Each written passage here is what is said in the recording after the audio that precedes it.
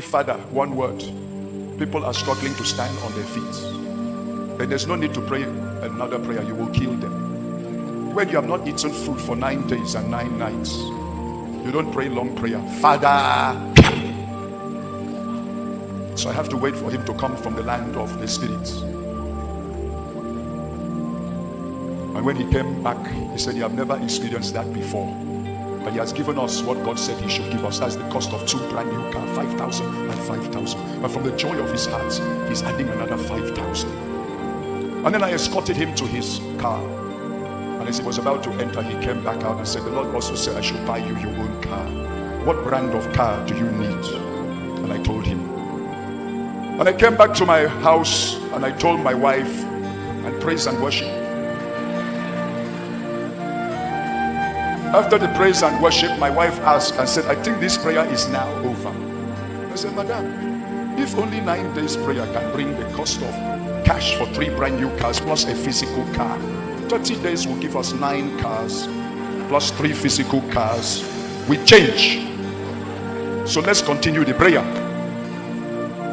Only this time we'll be fasting like my father Omo by 6 a.m. to 6 p.m. Those are the 2 men that schooled me. EAE Omo and Papa Oma.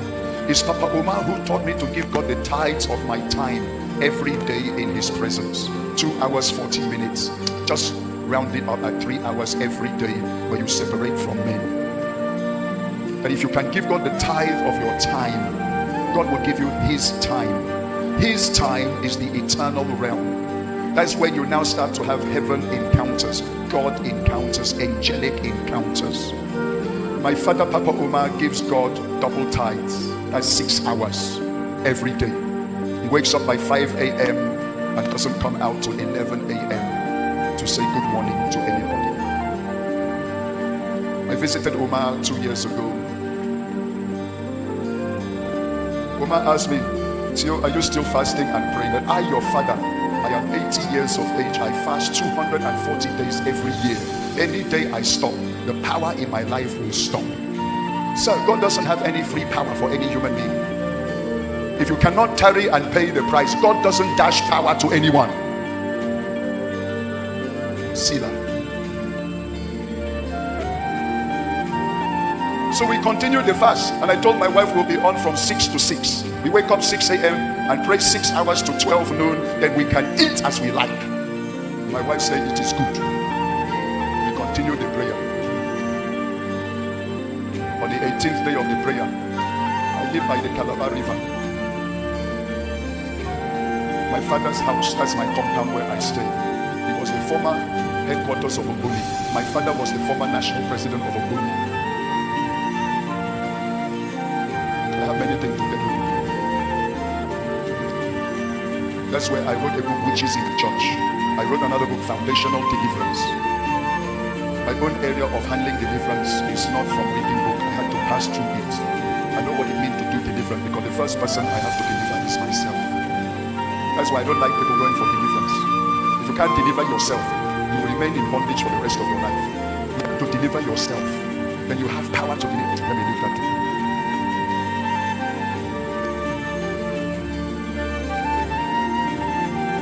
On the 18th day, a ship, tanker ship.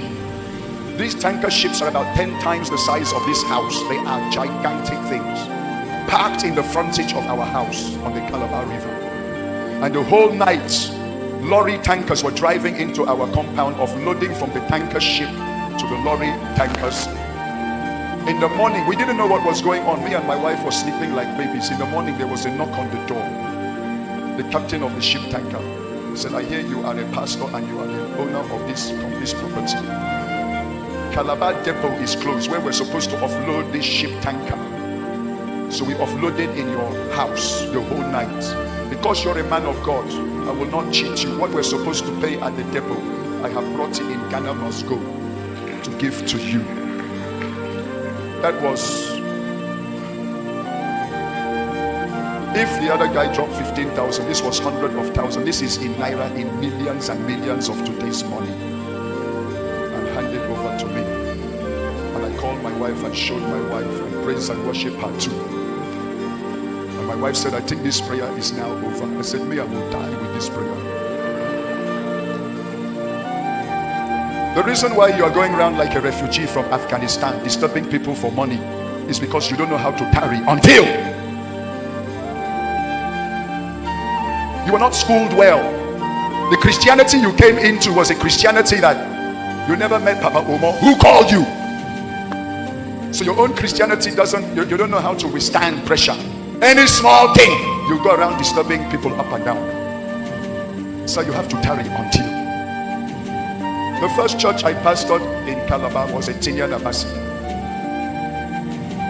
By that time I just came from London to Nigeria. I spent all my first years in United Kingdom.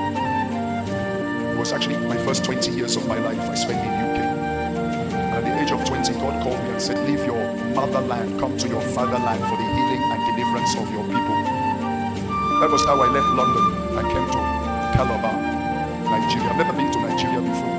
I don't know the culture, I don't know the food. I've never eaten curry before, not to talk of draw soup.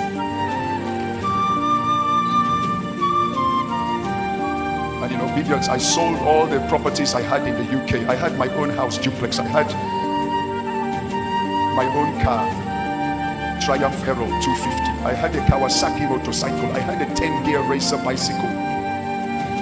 I sold everything and came to a place I don't know in obedience. When I came, I said, let me go and study law, because my father was the leading lawyer in the whole of the southeast of Nigeria. He was the man who wrote the Constitution of Nigeria with Rotimi Williams. So he had the largest law chambers in Calabar, and I wanted to take over his law chamber. So I went to the University of Calabar to study law. And God said, I didn't call you to be a lawyer, I called you to be a deliverer. Go to Assemblies of God Bible College in you. I don't like it. The next day I left law.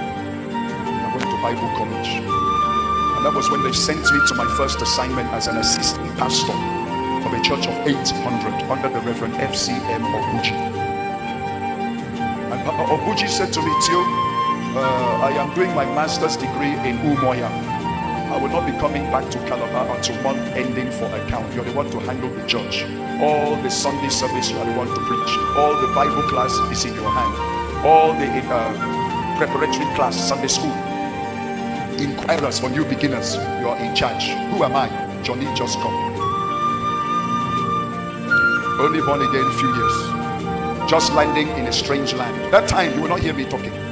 If I talk that time, I speak through my nose, I speak like a proper Englishman,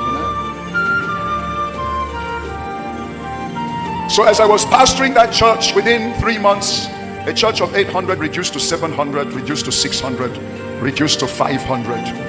And the senior pastor called for a round table discussion as to why is this church scattering. Everybody should open up their heart and speak the truth. The first person to raise the hand was the choir mistress. He said, Reverend, we will not hide it from you. The reason this church is scattering, this small boy you sent to us, he's an empty container. He's a square peg in a round hole. We don't even understand him. We should carry him anywhere and throw him. Give us somebody that can fit us. You know what it means to have sold all your property in UK? Turn your back on everything to come to the people that God says I have called you to, and they reject you. The next person who raised his hand, he said, what Madame is saying is not even half of the story. It's bad. My senior pastor stood up and closed the meeting. The worst was, on that day, my mother visited me from London. She was sitting on the front row crying tears for her son that was rejected. I ran to my small room. That time I was living in one room, 10 by 10. I have no chair, no bed, no mattress, no nothing. I have no wall clock. I have no fan. And I threw myself on the floor and began to cry like a baby. Father, you said I should leave United Kingdom and come for my people. The people you sent me, I wept uncontrollably, with tears and catarrh coming from my nose, until I couldn't weep any longer. Then I heard a voice. The voice of the Lord said, son, listen to them, they are correct. You are an empty container. You have nothing for your generation.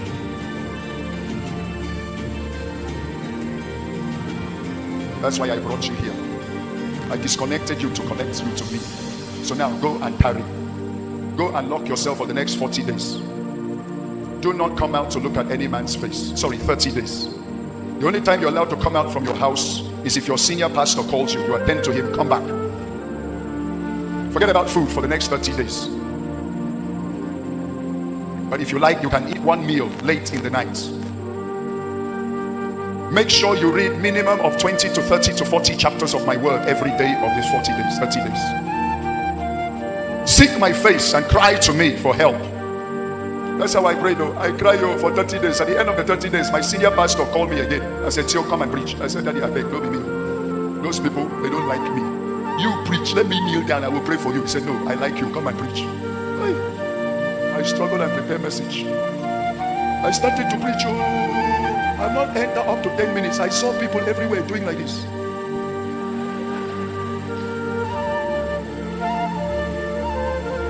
When only 10 minutes preaching, half of your congregation are sleeping. There's no need to go to point number 3, point number 4. You will kill everyone.